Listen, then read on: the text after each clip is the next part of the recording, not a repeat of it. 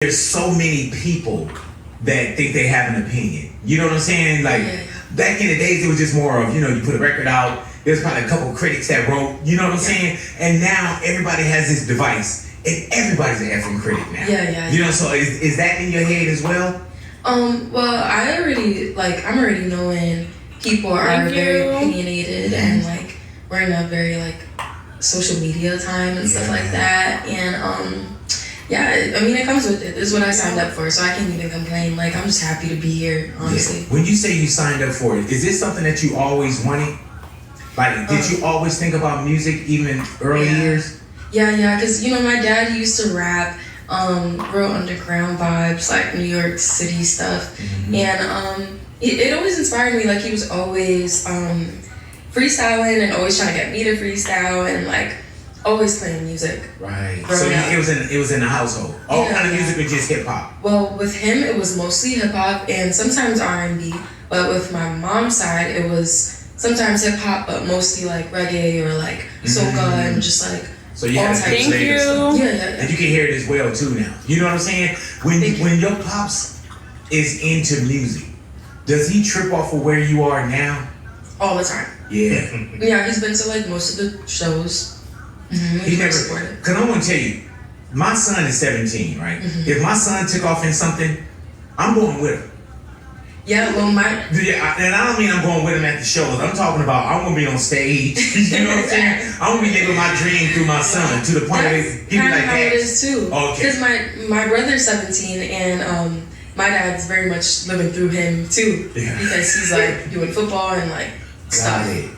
So family is very hands-on. Was your pops afraid of you getting into the music business, or was it organically something that just kind of happened? Well, he didn't really have time to prep for it because it just happened, and so it wasn't like I was signed first and then we were trying to like break me. Right. Like it was like a record blew and I had no money, no security, and we just kind of had to figure it out like as we went. Dude, that is so crazy though, because you gotta think where you do something and then the world sees it, because there's certain times where we can crash the car, nobody's around us, we can get our shows up, but immediately you had to go from 0 to 1,000. You had to do it all.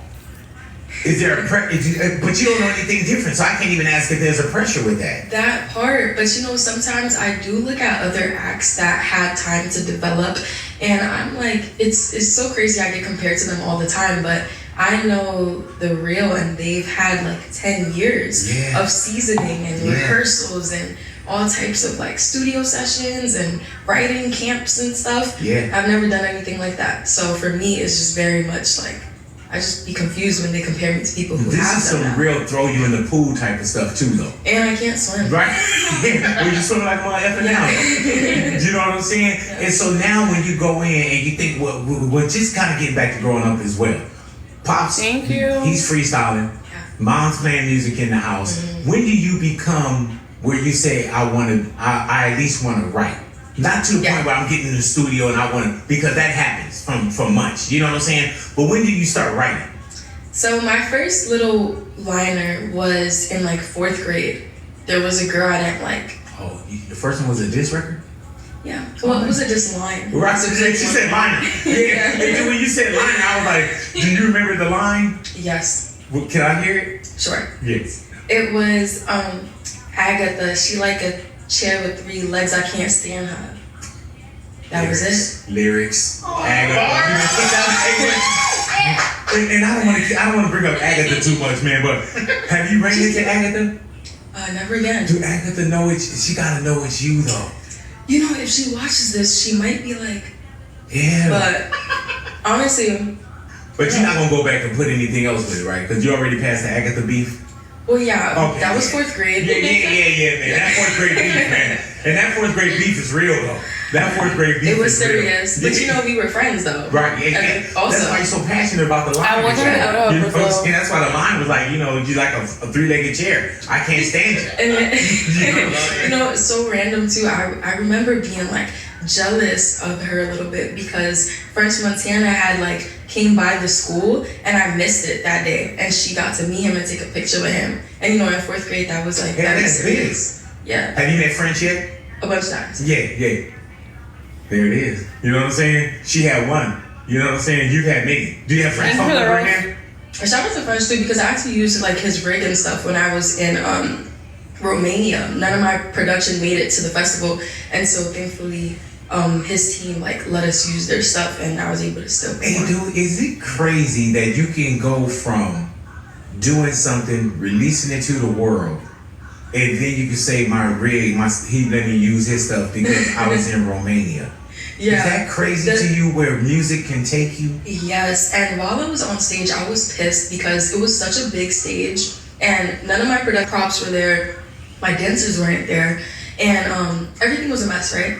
And so I was just like, fuck, I'm so mad right now. But then I'm looking at the crowd. So Jauucy? Bro, I'm in Romania. Like, bruh, like, chill, bro. Do you enjoy the traveling parts too? Yeah, I do enjoy it. It's kind of exhausting sometimes, right. but, you know, I really do enjoy traveling because when I'm home for a while, I'm like, damn, I'm bored. Do you get overwhelmed sometimes too, though, Ice Spice? Of course. Yeah. I'm a person. Yeah. Yeah. I get and you know, overwhelmed a lot. when you walked in, and even before you walked in, there were times where I would see you, right? And I would say, dude, she's a person.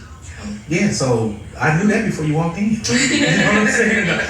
But yeah, it's gotta be, and people think that, oh, we want it, and that's what you signed up for, and it comes with it. But at some point, it can get overwhelmed. But you also know the gift of it too. Of course. Yeah. And that always outweighs, thank you. like, whatever else. Do you trip over being recognized still?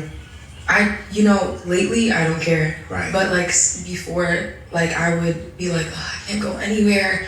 Now, I just make sure I look at least decent. Right. And then I'm like, all right, whatever. Is that a problem too, though?